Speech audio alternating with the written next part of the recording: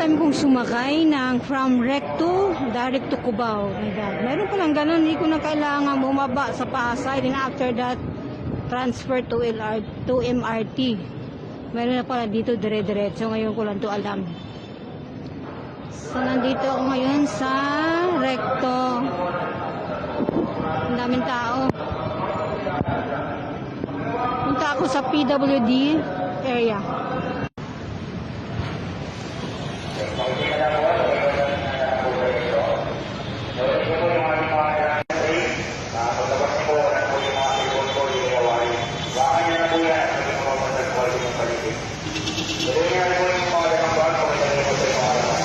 That is Far Eastern University. Oh, dito yan si Sir Joy.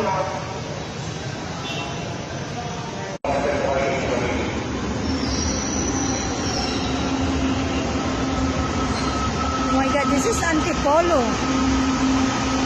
Wow. Feeling very good.